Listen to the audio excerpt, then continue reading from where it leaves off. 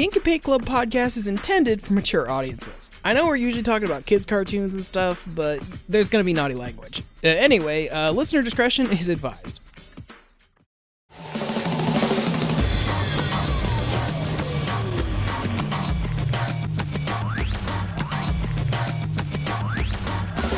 You're listening to the Ink and Paint Club podcast, your weekly home for animation reviews and discussions. Hey everybody, welcome to another episode of the Ink and Paint Club podcast. I am your host JD, and with me again is Matt. Glad to be back for the second week in a row for Fight Month. Yeah, Fight Month. Get ready to brawl. Round one, fight. I've been waiting for this day. Get over here!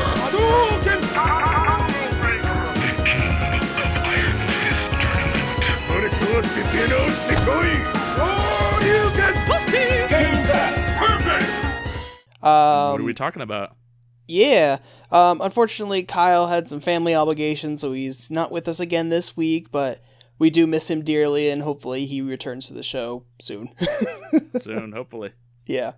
But yes, continuing on our Fight Month theme, this week we were talking about an anime to a game that I tangentially know and didn't know had an anime to. But we're talking about Power Stone, which was a Dreamcast fighting game by Capcom. I've heard a lot of people say that, like, oh, if you like Smash Brothers, you should totally play Power Stone, but I'm like, I'm not gonna get a Dreamcast or a PSP to play the collection, so Capcom, get on that. Yeah, I really hope they re-release the collection they did for PSP on modern consoles, or even failing that, just maybe do a new Power Stone.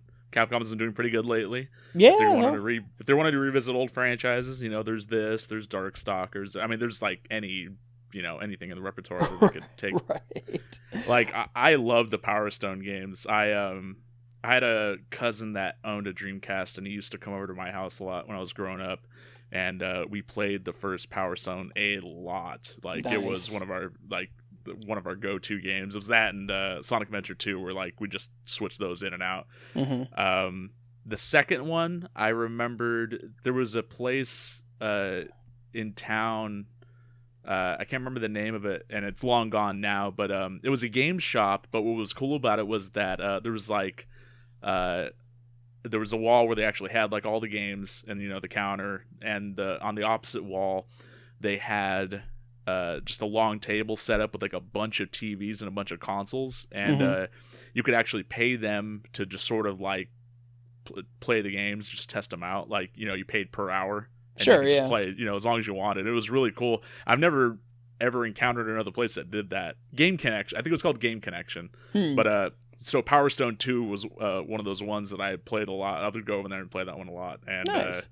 Yeah, so but I haven't really played either of those games since they came out. So I would love to, like, I have friends that emulate and stuff, but like that's one of those ones we haven't really ever gotten around to actually trying. I've never tried like the remastered ones that they did on PSP, but I would love to, because I think they actually, beyond doing a remaster, I think they put features from the second game inside of the first game. Like they put characters from the second game in the first one, or something like that. But yeah, it sounds really cool, so I would like to try that one sometime. Yeah, that'd be cool. Yeah, I've watched like gameplay videos of people playing the game, and it looks fun. And obviously, I really like the mechanic of like you pick up Power Stones and you do like a transformation into like this super buff, superhero The kind of super character. idealized, let's just call it what it is. I mean, it's like a Sailor Moon transformation to like right, but everybody can do it. Yeah.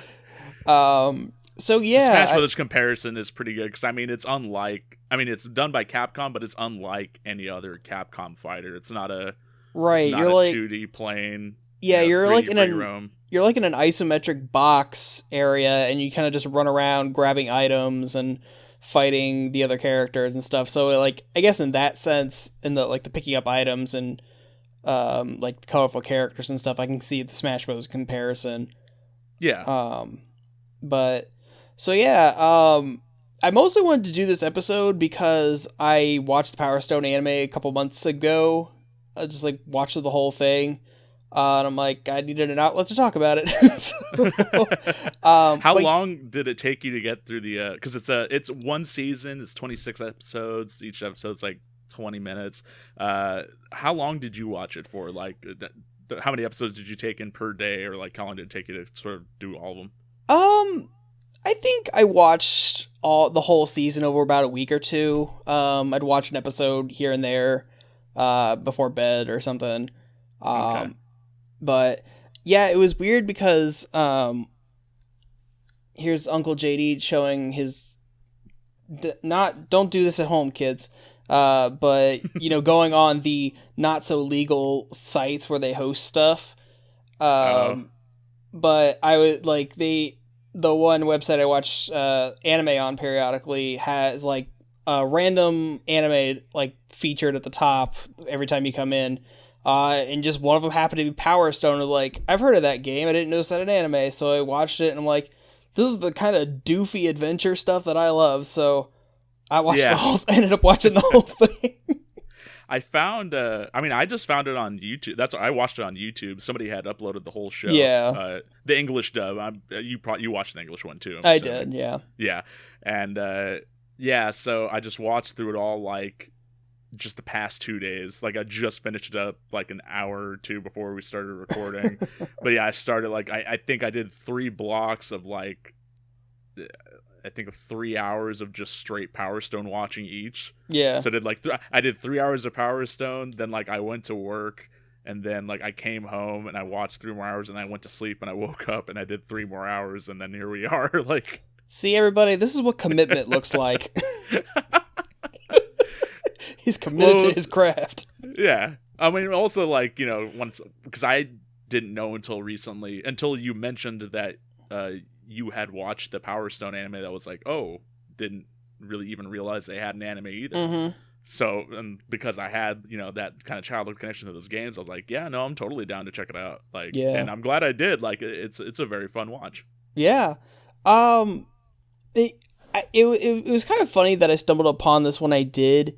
Just because I've been kind of getting back into like this, I found that I really like that whole, like Pokemon, Digimon, where you got just like this cast of characters going on an adventure. It's super doofy. Like I was watching, before this I was watching like Monster Rancher. Oh, cool. Which is the same kind of concept, just like going on an adventure in a fantasy land, doing stupid shit from episode to episode. So yeah, it's your typical just kids cartoon plot. I mean, that's just transcendent beyond anime, and that's just all like sort of kids media is like that. Well, not all of it, but good, right? A lot of it. But I feel like specifically 90s anime that kind of falls into that trope, like I don't know, just appeal to me. Because I guess this was made like in 99. This Power Stone never aired in America, from what I guess, which is probably why none of us have ever heard of it. I think the English dub only aired in Canada. Yeah, on YTV or something like that. Something like that. So, and you can tell because like you listen to the dub and it's a Canadian dub. I mean, you could tell that just from the way that certain pronunciations. Yeah, are done. There's some Canadianisms that pop out from time to time. And then also, if you just look at the voice cast too, like I was just kind of looking to see who else had been in whatever else, and I think Rouge's voice actor did a bunch of characters on 16. I think it was either 16 or Total Drama or both or whatever. Looks like she also 16. took over. Yeah, 16 Stoked, those kind of stuff. She took over on season 3 of Braceface, and then she was also Iris on Ruby Gloom, which is like the one that I recognized. And then I don't think that was her. Ayame's voice actor, I think, was Sailor Venus in like all the original Sailor Moon dubs. Yep. Yeah. And then what was the other notable one? Oh, Falcon's voice actor was Max on the Sam and Max cartoon. Oh, okay. So yeah, that was pretty interesting. I think those are like the most notable ones from what I could remember seeing. Right. Yeah. Yeah. Dub's pretty good. I liked it.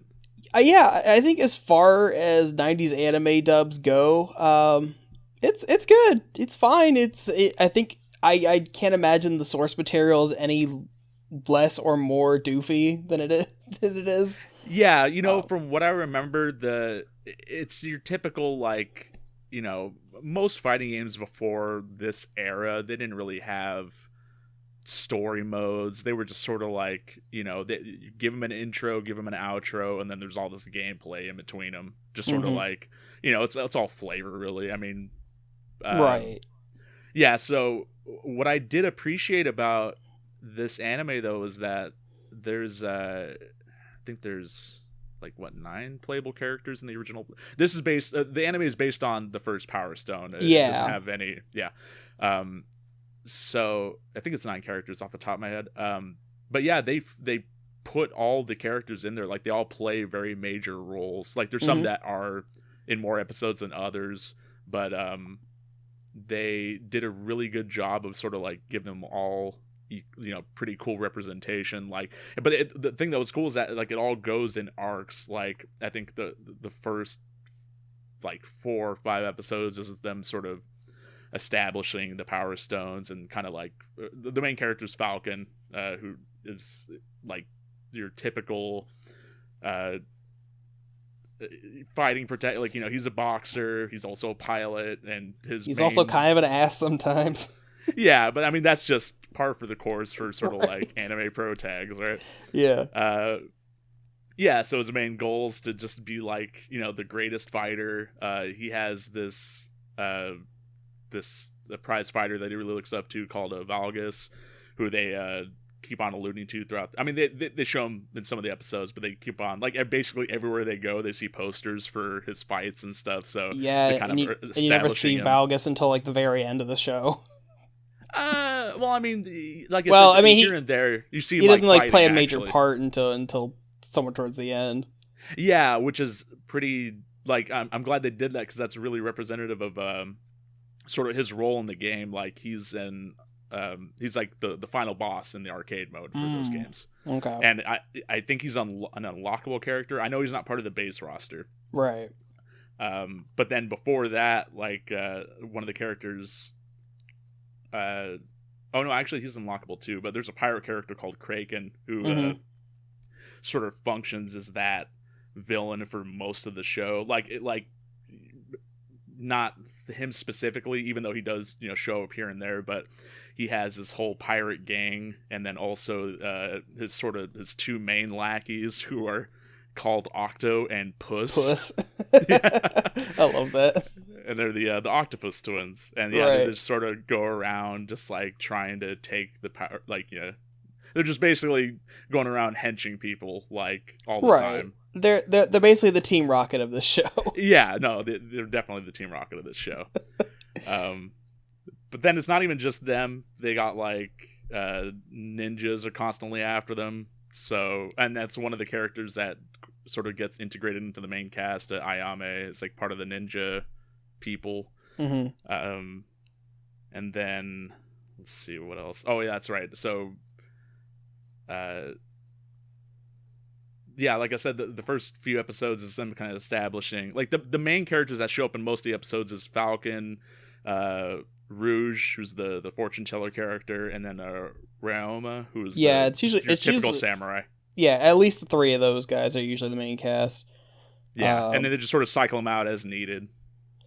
Yeah, I think, like, eventually Ayame, like, is around more regularly, but, like, Wang Tang kind of shows up periodically. Gunrock has, like, a small arc that he's a few episodes. Yeah. Galuda has a few episodes that he's involved in, but it's not until, like, towards the end where you get, like, the big group together. Yeah. But I think Jack gets the least. Or, you know what? I would say Jack and Gunrock probably get like the pretty equal amounts of screen time before like the end of the show, where like they all sort of show up there.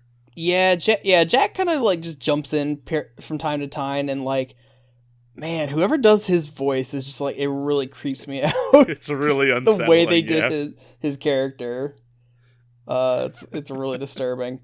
But yeah, so basically the plot of the show is that Edward's dad like gifts him one of the Power Stones, and he goes like on this worldwide trek, and so Edward like goes off to find his dad in the world and keeps following him around the world because his dad keeps leaving him clues all over the place.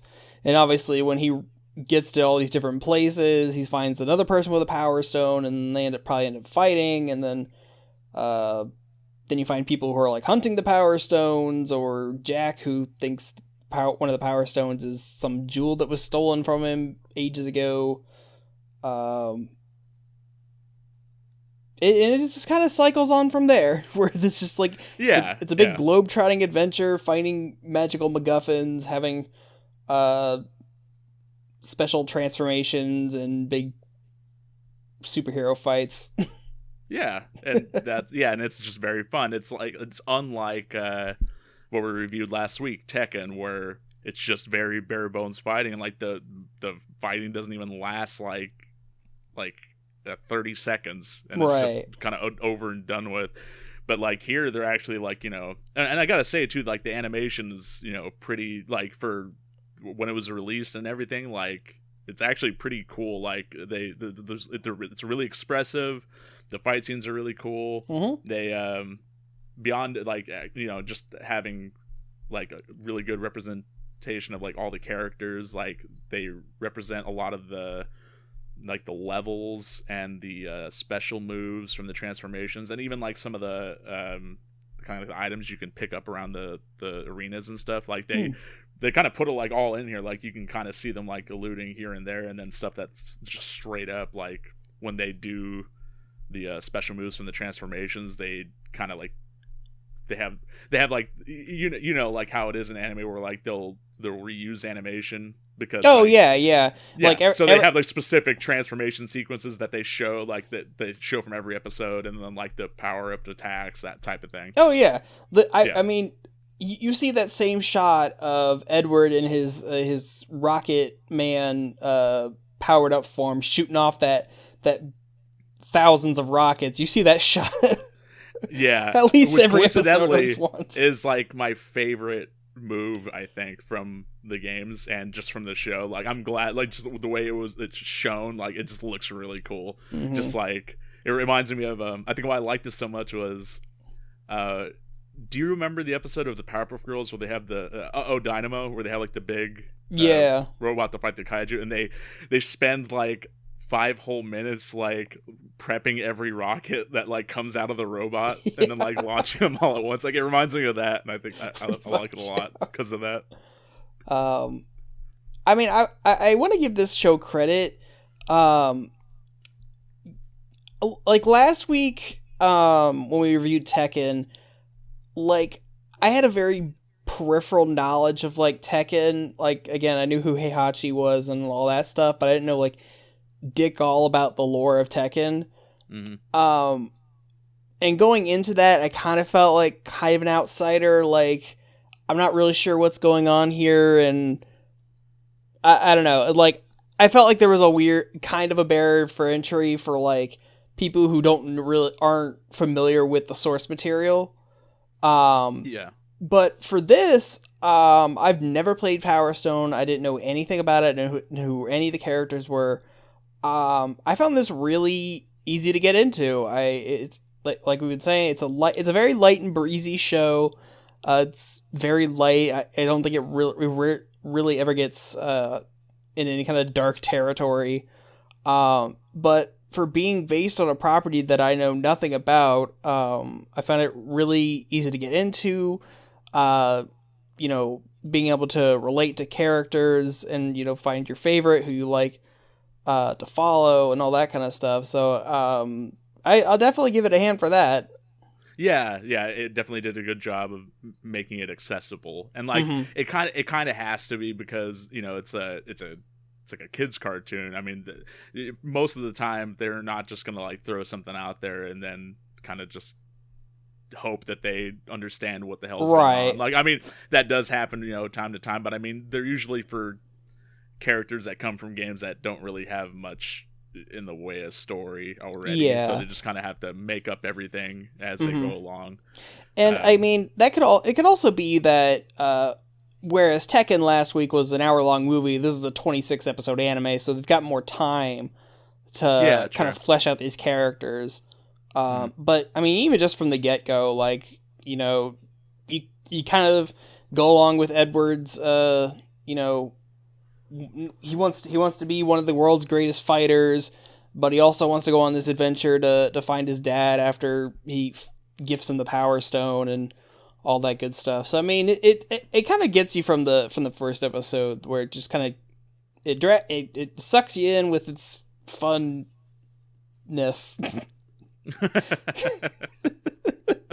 You know what I'm saying? I know what you're saying. And I agree. It's very engaging. Like, when I picked it up, I was like, okay, I'm gonna have to get through all 26 episodes before recording happens tomorrow night. And I was just like, okay, I'm just gonna have to buckle down and, you know, get through it. But like, yeah, like you said, very light and breezy. Like, it doesn't hit you over the head with like a ton of overly complicated plot.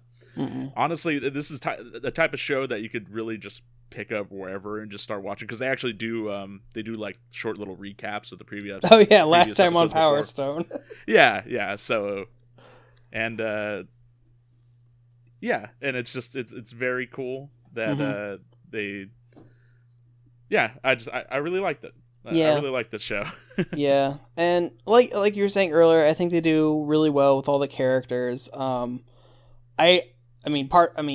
Me being a child of the 90s, I mean, I enjoyed everyone doing their special transformation and like just all the cool designs that, every episode's like, it kind of reminded me of watching Digimon back in the day, where it's like you tune every week. It's like, oh, what are they gonna? What's the thing they're gonna turn into this time?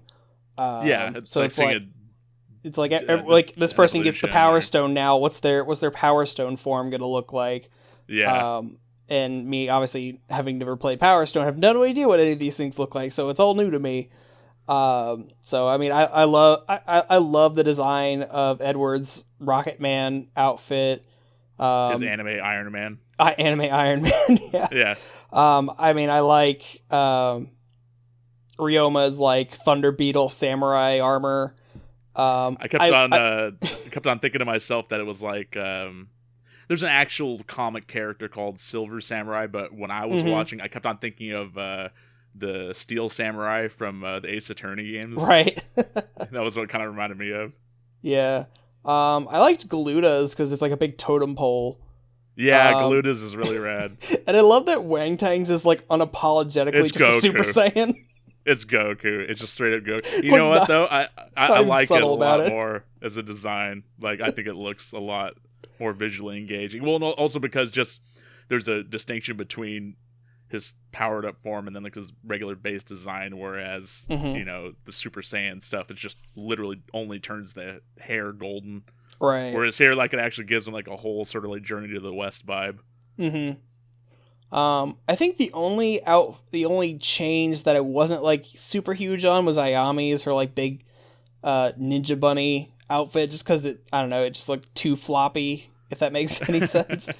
Well, they kind of need, you know, they needed a cute character, so of course the cute character needs a cute sort of transformation. If I remember right from playing the original Power Stone, I think I used Ayame the most just because I liked the big fucking shuriken on her back. The big shuriken is pretty cool. It's really rad. Yeah, and I mean, all the characters kind of fill like stereotypical archetypes. Like Edward's like the cocky leader character. Ryoma's the kind of the reserved. His mission is to be the best swordsman or whatever. Yeah. You know, Rouge kind of feels like that more adult female character, whereas Ayami's more the kid female character. Gunrock's personality is that he is black. He's a gambler. He's a gambler. And then he might not even be black. I never got the impression that he was supposed to be black, like in the games. I kind of assumed that he was. I didn't really know what he was. Like, I just kind of ambiguously not white. Some kind of brown person. I guess. I mean, I didn't really think. I didn't really think of like with a name like Gunrock. I didn't really think what it was because, you know, Edward's a very, you know, European name. I've never heard the name Galuda, but that seems like something that, a native, an indigenous person might be called. I don't know. Yeah. Jack is Jack. Yeah. And I did kind of like the whole thing with Galuda's story arc, where it's like it's basically fighting the white man from they took their land. I mean, most stories that involve indigenous persons are Right. gonna be that. Like, I just thought it was funny for like what is obviously a kid's show. They're actually kind of doing a very light version of the white Americans took the Native Americans' land, and this is a holy spot that you guys took over, and all that good stuff. So I don't know. I think like for the arcs that the show went through, I think I did like that arc the most, just because like the whole cowboys versus indigenous people, right? Like that's just sort of classic Americana sort of storytelling. So it was kind of neat to see that. Also, just because Galuda's character, like I like his design, I like his superpower design too, and just I thought it was pretty cool. Mm-hmm. And I mean, because obviously this is like one of those kind of globe-trotting shows. I did like that almost like every episode they're like in a new biome, more or less, because obviously you start off in Edward's neck of the woods, which is like this kind of like Victorian looking area, and then you kind of jet over to Ryoma's area, which is more like feudal Japan, and then Rouge area is obviously more Arabian. So you but kinda, like they're all preceded by the word land, and I can't remember them all off the top of my head, but I know that Japan is supposed to be Moonland. right? And I always thought that was funny because like when I was a kid, like on the internet, I always heard people that used to call Japanese moonspeak, and so I was wondering, there's got to be like a larger story behind that. I never really thought about looking into it, but if Japan is Moonland in here, then I guess there must be a larger like thing that's referencing. Maybe. There's like Darkland, Sunland. Isn't it like just Fireland? One of them. Fireland, yeah. Waterland. Aqualand, I think. Something like that. Yeah, but they're all. You're right. They're all just different biomes. They're all just sort of representing like just different parts of the globe. It's a globe-trotting show, and they didn't want to get specific with like where exactly they're traveling. I mean, that's fine by me. It's a fantasy show anyway. Like, yeah, and I did like that. It's not Earth, obviously. Like they show the they show like the world map, but it's very obviously not our Earth continent. So it's very definitely set in a fantasy land. And it's just it's interesting to just kind of the way they fleshed out these, just like basically the fighting arenas. I assume they fleshed them out into actual like environments and worlds that they can visit, lands and such. Mm-hmm. So I've never played Power Stone, so I don't know like how big on plot it is, if at all. But for adapting a fighting game into a short and sweet little anime, I think they did a good job. Yeah, I mean, they did as good a job as like any of the other, well, aside from Tekken last week, but any of the ones that we'll be talking about in the coming weeks, like the adaptations they did of Street Fighter 2 or Mortal Kombat or anything. Like they do, if at least a good enough like job to sort of like represent the game, and then also sort of just inject some material in there that wasn't seen there either. That just ties it all together pretty well. Right. And I mean, I feel like when you're adapting a property into another medium, so obviously adapting a video game into a television show, for someone who's coming in from the outside like me, I feel like there's some responsibility to like making it interesting enough that you'd want to seek out the original property.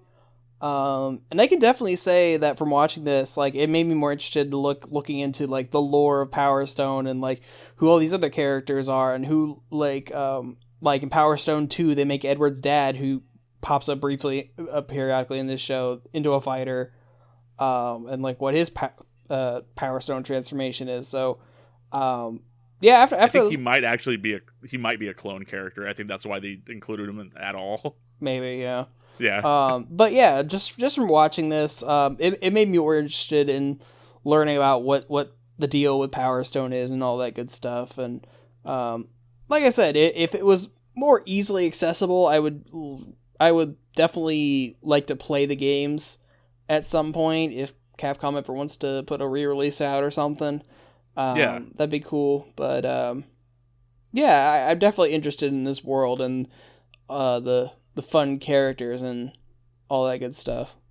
Yeah, like I would love for there to be a Power Stone 3 someday, just to sort of continue. Like the style of the game is like a lot of stuff that was on the Dreamcast at the time, was just very unique and just like very vibrant and very creative. Like I would love to see a return to this from them. Yeah, because I mean, otherwise they're just going to keep on making Street Fighter forever, and it's like, maybe you could just take a break a little bit and then maybe pay attention to one of the other millions of franchises that you just sort of have, that you swept underneath the rug there for a bit. Yeah, come on, Capcom. You've been hitting it pretty well with Resident Evil, and now Devil May Cry I hear is pretty good. So maybe let's dip back into the other well of franchises you have, and maybe let's polish them for a new age.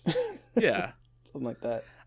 I do wish that America had gotten this though, just because this is definitely, I would have really dug this as a kid. I mean, like I dig it now, but like I probably would have obsessed over it as a kid. I could totally see this being on Fox Kids, like paired with Digimon, like back to back in an hour. Yeah, no, totally. Yeah, I could totally see me watching this as a kid and being totally into it and begging my parents for a Dreamcast rather than getting an N64 and a PS2. But I think what was cool about it, the dub being Canadian, and I guess their sort of censorship laws might not be as strong as Americans, is that there was a lot of content in the show that you probably wouldn't have seen, like if they had broadcasted in America. Like they're using like real guns, there's people smoking, there's a lot of like sort of fan servicey moments in there. I mean, they let Ayami's like brother, like it's very obviously a dude just up like a lady the whole time. No, I mean they explicitly say that, like in some parts of the show. That's even played up for laughs in some bits. Right. That's one of the things that I know they censored in the games in America, is that they, like, for the arcade slides for Ayami's story mode, they I think they just completely sort of took that character out. And that was one of like the only few things I think they took out, like from what I remembered reading earlier. But yeah, like that character's like in the show and plays like a minor role, but enough that there's a lot, like Yeah, I don't know. Sometimes it's weird that like how oddly conservative Japan is, but like in their media they're very not. I guess if that makes sense. Yeah, I mean, they're the ones that are like really. Oh, you know what? I don't know how it was back in the day, because I mean, it must not have been that bad. I think that's more like a recent development where like games that they make now, like they can't show like decapitation or like a lot of gore or anything, but like as far as fan servicey stuff, that's and it's kind of like that. The fan servicey stuff you can get away with in America too. Like as far as video games are concerned, nobody cares about that, but like as far as cartoons and stuff, they're like really adamant about kind of censoring it. Yeah, can't let they always have been. Kids can't see the titties. Yeah, I guess. Yeah, so good job, Canada, for dubbing a fun anime. Yeah. Oh, okay. So actually, there was one thing that I didn't really like about the show, and okay. I'm not sure if you really picked up on this, but I started to pick up on it like maybe around episode 20, 21. Did you pay attention to the music in the show? I know they like to play that stinger from the theme song a lot. Okay, well, besides that, like just the sort of the score of the series sounds like they had like one CD with like looping techno samples that they just sort of play very lightly, and then they just had an intern like fucking around on a Casio with different instrument settings, just sort of lackadaisically like hitting keys. The music is not good. Like I said, I wasn't really paying attention to it that much until like I got really like into the show, and then I just noticed like how bad it was. Like I didn't check the original Japanese version of the show to see if that was the original score. I'm willing to bet this is one of those instances where they might have re-recorded it for America, because I know they have a different intro theme for sure. But I don't know about the actual score. That back in the day, that happened a lot. They would just take out all the Japanese thing. They would just keep the footage, and all the music and all the voice would just be Americanized. Yeah. But yeah, so that was one element of the show I didn't like, was the music was very just sort of, because I mean, there's some moments near the end of the show where like there's very sort of, I mean, like you said, the show doesn't really get like too dramatic or anything, but there are certain instances in the show where it's sort of supposed to be like a very stoic moment, or like, you know, it's supposed to be iconic within the lore. And you just sort of have like this awful music playing in the back, and it just sort of it took me out. Like I was just sort of like, man, they really couldn't have done better than that, huh? Like but honestly, that was like my only sort of thing I didn't like about the show. Everything else I enjoyed. It's just the music was just very kind of hard to listen to after a while. Sure, yeah. Yeah, I didn't really notice it. I don't know, like for like TV shows and like movies, like my brain doesn't really, unless it's like something really catchy, my brain kind of processes background music as background noise, so it never really stands out to me. Right. But I can totally see where you're coming from, because yeah, if music is not like in tone with what's going on in the scene, I could totally just take you out of it. Yeah. Like honestly, like if you ever get a chance, if you ever decide to rewatch it again, like just pay attention to the music like a little bit. You'll notice it. Like yeah, definitely.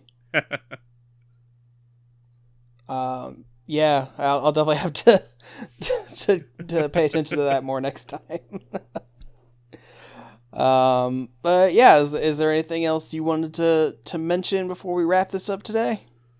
No, I mean, I think we got it all covered. We basically, I mean, yeah, like there was not much plot to talk about. Like this is mainly a character-driven show, so I mean, for sure, yeah. Kind of already talked about like the characters. Like, what are they gonna get into today? Yeah, essentially. All right. Well, Matt, thank you again for being here, and we're looking forward to more Fight Month with you. Yeah, no, definitely looking forward. Like, the reason why I really wanted to do Fight Month is because of the Street Fighter 2 movie and Defenders of the Realm, so I'm definitely looking forward to the next 2 episodes for sure. Yeah. I got a whole show I gotta watch this week for the first time, and I've heard it's not one of the best things to watch, but we'll see. It's like a 12 episode show, so it's even shorter than Power Stone. Yeah, it's a short American 1-season show, so yeah, I'm sure I can. I think I'll suffer through. And who knows? It could be one of those doofy shows where I like its ironic charm or something. It's very entertaining for different reasons. Sure. I can't wait to listen to Sonya say combat time every episode. This is the only thing I know about that show. Right. And that stupid face Quan Chi makes. But there you go, a little spoiler for next week. But yeah, stick around, 2 weeks guys. From now, right? What? 2 weeks from now, right? I think the next one is a Street Fighter. Street Fighter's end of the month. Oh, is it? Oh, okay. Yeah, because we're going to do Mortal Kombat next week because to coincide with MK11 coming out. Gotcha. Okay, yeah, cool. So, yeah, everybody stick around for that, and we'll be back next week to talk more fisticuffs, fighting, all that good stuff. So thank you all for listening, and we will catch you again next week. Yeah, make sure next week you get over here.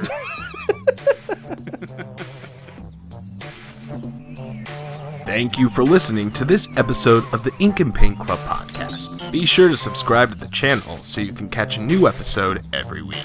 Also be sure to follow us on our Facebook and Twitter so you can keep up with the show. Links are in the description. We'll see you next week.